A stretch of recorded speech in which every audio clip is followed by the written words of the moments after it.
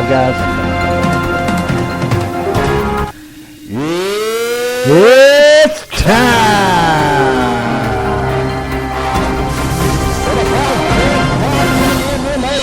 All right, guys, it's time for the Fight Club Boxing and MMA show. Topic tonight is rest in peace boxing. Money Mayweather is gone. Can boxing survive with this big loss? Tonight you got KCP in the house, and we also got the professor with us. Y'all know the professor. Give it up for him, and be glad he's here. I see 22,000 tuned in and ready to rock.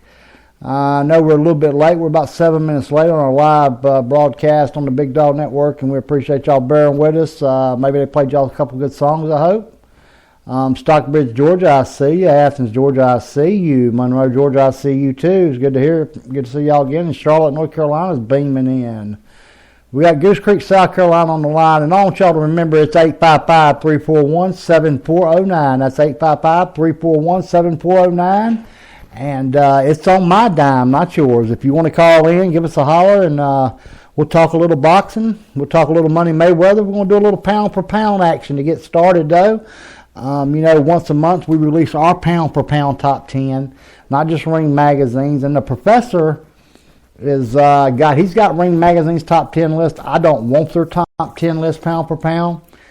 We're going to do our bottom 5 to start off, and then we're going to get into the Mayweather topic, and is boxing going to survive without Money Mayweather? Can they survive? Or has the UFC took them over? How you doing, Professor? I'm doing fine. Ring Magazine has Tim Bradley at number 10. Timothy Bradley. Only one fight, and that's against one of the all-time greatest, Manny Pacquiao. Okay, that's right. I agree with you 100%. He is coming up on April the 9th, I believe, something like that.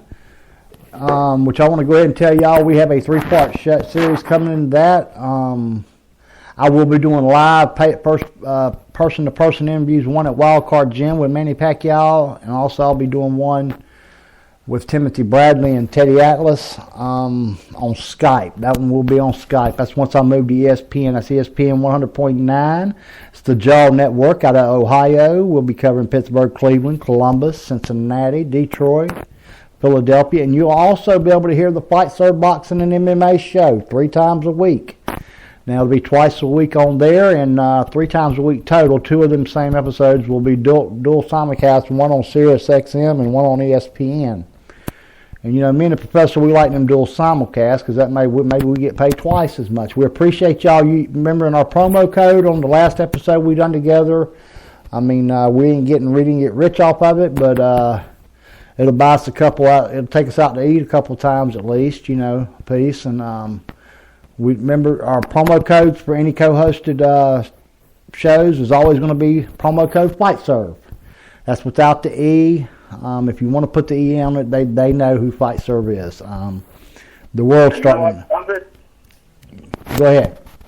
2 more such paydays, and I'll be able to afford Crunch and my peanut butter. Uh-oh. He said 2 more paydays like this, and this man's going to give you some Crunch for his peanut butter. I am impressed. He must be blazing. Guys, I'll tell you what. Now, I get some upfront money when I record the commercials, but the money we get paid, and it is very minuscule. When I say very minuscule, for me to record a commercial, I get approximately anywhere from $42 to $72, depending on who it is. The Xfinity commercial, which you'll hear again tonight, is a minute and a half long. So that's a $72 one. But then the Just Beds commercial you're here tonight is a minute. So it's I normally don't get into this, but it's about $54 I get for that one to record it. And there is no promo codes in these commercials. The Crown Q's commercial will have the promo code, but I'm actually reading it off script tonight because it hasn't been downloaded into the system yet. But let's get back into this Ring Magazine and top 10. He's going to give me their 10, 9, and 8 picks, if you don't mind. Is that all right, Professor? Come on. 10, 9, and 8? Yeah, that's fine. Okay. Number 10 is Timothy Bradley. Number 9 is Shinsuke Yamanaka. Number 8 is Canelo Alvarez. So Alvarez. That's his rating. Okay, guys. I can't really disagree with that. I've got some honorable mentions. I'm gonna give y'all my two honorable mentions. First is Guillermo Rigondeaux. I don't want to hear it. If you want to call in and fuss at me a little bit, you can. It's 855-341-7409. We'll be taking callers in about around 11 p.m. It's 10:42 right now. And I'm also doing some giveaways tonight. I'll announce them when they come up. And Guillermo Rigondeaux's honorable mention. Also another honorable mention, Shinsuke Yamanaka, which he just said was their number 9. Is that correct, Professor? That's their number 9? Yeah, that's correct. Ring Magazine number 9. Yamanaka is a hell of a fighter, guys, and a lot of people in America don't know who he is. All right, because I think he's from Japan. If I'm not mistaken, he's fought in Tokyo most of the time. I don't even know if he's fought in America yet. I don't have his box rec numbers in front of me, which a lot of y'all all know by now. I don't really use box rec. I go off of what I've seen, and so does the Professor pretty much. Now, don't get me wrong. Sometimes we have to pull statistics and stuff like that, but that's what I got Joey for. Joey, why ain't my numbers on the screen, by the way? I'm just messing with him. But he's a good guy. He's the best I've had so far. I've run through 3 producers in a month. But he's pretty good, and he's going on to ESPN with me and also going on to Sirius XM with me. Now, at number 10, guys, I'm going to tell you who I have. I have a 10 and a 10A. I have Vasily Lomachenko at number 10. I also have Naya Anu at number 10. Okay, they tie. I base mine on a point system. I do a little bit different than what they do. Now, yes, it's based off skill level only. But the point system is I grade it. Okay, you ever seen them grades you'll see on social media sites? You'll see them in magazines. Ring Magazine will have them every once in a while. You get a 4 for power, so on. You know what I'm talking about, Professor? Right. Okay. Now that's how I do mine. I don't know if I don't think I've ever told you that, but that's how I do my pound. Interruption. Do you mind, at least on some of these fighters, to explain exactly what your point system said? Like, let's say if you get to Gennady Golovkin, you say power, such and such, balance, if that's something you grade. I'm sure you grade speed and defense, and just let us know how at least some of the best ones graded out point-wise. Okay, when you take, I'll go ahead and give you this 10 and 10A real quick, just to give you all an example. Footwork, all right, counts for 20% of my grade because I believe it is the most important part of a boxer. Without good footwork, you're never going to be. Me and the Preston was talking about this before we come on there about Kovalov and him slipping and stuff, being off balance sometimes. He about got knocked down the first Pascal fight because of that. But now, but I mean, this last fight with Pascal, me and the Professor said it. If you go back and listen to our episode, I think from January 28th, when we called 6 or less, and it could have very well ended in 4 or 5. But Kovalov wanted to punish him, and he said so. I mean, in the ring, he said so. And he said that he didn't think the country minded, considering that Pascal was a bad man. And that just, I mean, it made me laugh a little bit. But now 20% of it's based off of footwork, which I give Lomachenko a 5. All right, Inu gets a 4.5 in that category. All right, then you go on up, and at 15%. You're going to have what I call proper weight placement.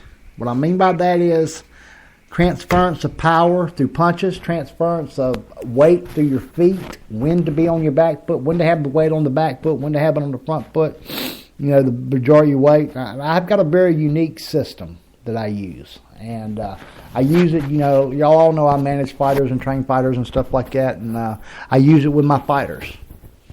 And, Darnell, for instance, he's got some stuff that he's got some areas right here in my checklist that he's only still at a 2 on. You get up to power, he's at a 4.5. All right. Power makes up for a little over the 15%. It's actually at 17.5. I got 2 17.5s, which is at 35. I got a 25, which puts you at 60. And I got just a little 5%. All right, just a little bitty old measly 5%. And you know what that is? That is quality victories. And what I mean by that is not resume, quality victories. All right. And when you go to quality victories here, there ain't but very few people on this list that's got a bigger quality victory than Lomachenko does with Gary Russell.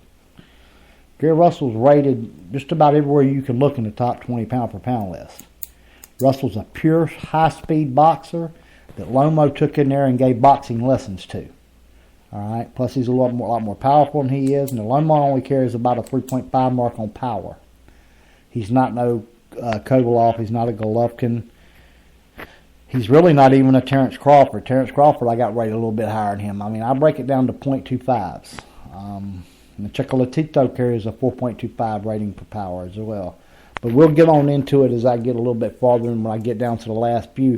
At number 9, I have a man that some of y'all know, some of y'all may know. It's Juan Francisco Estrada.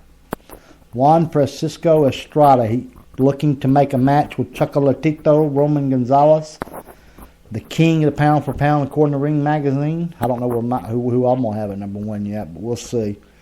And at number 8, I have Mr. Manny Pacquiao. Mr. Manny Pacquiao. Yes, I believe his skill level is still good enough to be ranked in the top 10. I really do. Even at his age, I believe his skill level is still good enough to be ranked in the top 10. All right, what do y'all have at 9 and 8 there? You already gave them to me, didn't you? And okay, well, we did 8, 9, and 10. So we're on 7, 6, and 5. Would you like me to do those? Yeah, go ahead and do 7, 6, 5. We'll save the last 4 for the last segment. All right. Ring Magazine has Manny Pacquiao just one higher than you do. He's number 7. They have Terrence Crawford at number 6 and Guillermo Rigondeaux at number 7. Okay, so a guy that I give honorable mention to, they got at number 5. Okay, I understand. And don't get me wrong, guys. I've always had Rigondeaux in my top 10 as well for a long time. He's getting up in age. One thing, he didn't impress me very much against Juan Francisco. I don't know how many of y'all watched that fight tonight.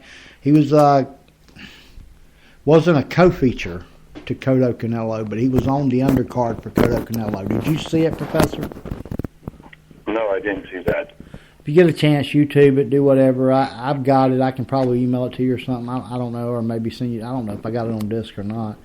But he wasn't exactly the guy that beat Donaire. You know what I mean? Donito Donaire or any of them guys. All right. I'm also going to touch on the two who I think the two most underrated boxers in the sport are right now. A little bit later in the show, once I get done with this top 10. All right. We did 6, 7, 5, 6, and 7. 5, 6, and 7. At number 7, I got Saul Canelo Alvarez, guys. That victory over Cotto put him in the. I had him at 11 prior to that fight, but that victory over Cotto, and I've read some stuff on some forums and stuff. Like I said, I don't go on social media as much anymore, and the professor will tell you I used to be on there all the time, you know, in these boxing groups and stuff, but I've got to the point, I try to stay away from them as much as possible. I'm only in one group, actually, and that's the championship rounds. That's TCR. Benny Diaz Sabito, shout out to him. Little free publicity push for him. Best run group in the business by far. You don't see a lot of mime posting. You don't see a bunch of damn idiots talking about Flomos and Pectards and Galuptards and Ward boys and all this stuff right here. Guys, they're all professional boxers. Why in the hell can't we respect what all of them do? That pisses me off. I get frustrated with it, so I just got away from it. I really did. I go over there and I enjoy them guys over there. I know a few of them. You know, Darnell Boone's in that group. Nate Campbell. You know Nate Campbell? We used to be a world champion. Lightweight. Yeah. Let me point out that the professional boxers who are in the group, like Darnell Boone and Kelly Pavlik, they never call other boxers bums. Never. Now, Darnell caught some heat the other day for talking about Floyd. You know, and the subject, you know, the topic of this show is